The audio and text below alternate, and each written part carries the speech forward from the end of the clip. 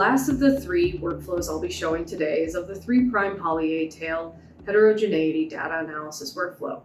3' poly A tails are important to mRNA stability as they prevent premature enzymatic degradation.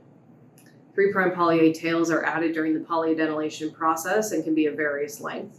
Determining this distribution of lengths can give insight into the polyadenylation process, specifically its robustness, as well as the potential clinical effect of the mRNA product. The data set I'll be using today is of an mRNA digest experiment that uses a gradient that isolates the poly A tail under one chromatographic peak.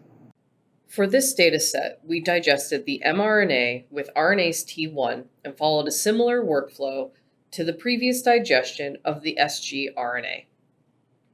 Our digested mRNA sample was submitted to ion pairing reversed phase LC-MS analysis on the BioAccord LC-MS system with MaxPeak high performance surface. The data was acquired using the waters_connect informatics platform and processed using IntactMass. The gradient to separate out the poly A tail is very short, only 10 minutes. We see a clear separation of the digestion fragments and the poly A tail fragment, which is the last major peak in the TIC and UV traces.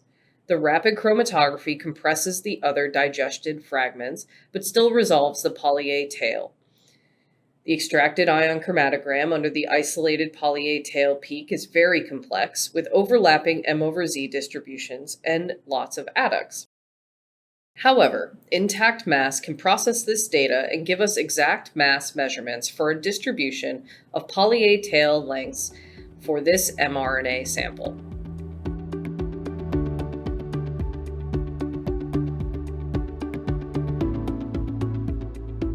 First, let's set up our method. We will be using the custom deconvolution configuration feature, specifically using Maxent1. Custom deconvolution will be helpful here, as the M/Z distribution of the poly A tails is very heterogeneous and can be lower in abundance. We can use the algorithm settings to focus the algorithm onto a specific retention time and adjust the input mass range in the M/Z and the output mass range in Daltons to reflect what we expect the poly A tails should be in our digest.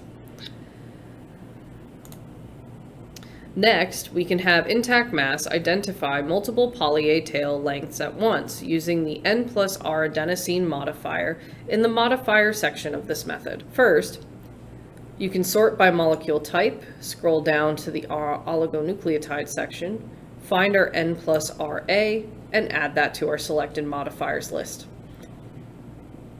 IntactMass will track up to 10 instances of one modifier, which will give us the ability to identify up to 11 different lengths of poly A tails in our results.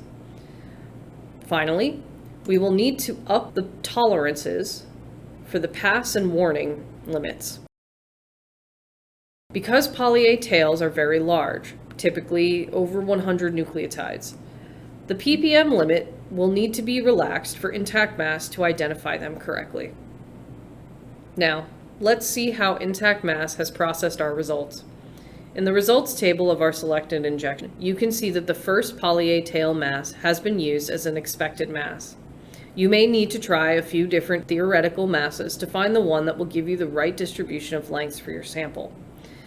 IntactMass has identified 11 different poly A tail lengths, all under 45 ppm, which is great. We can use that data in a data processing program such as Excel to calculate the average poly A tail length. This will let you evaluate the effectiveness of a polyadenylation enzymatic process. And that is a quick overview of our poly A tail heterogeneity data analysis workflow.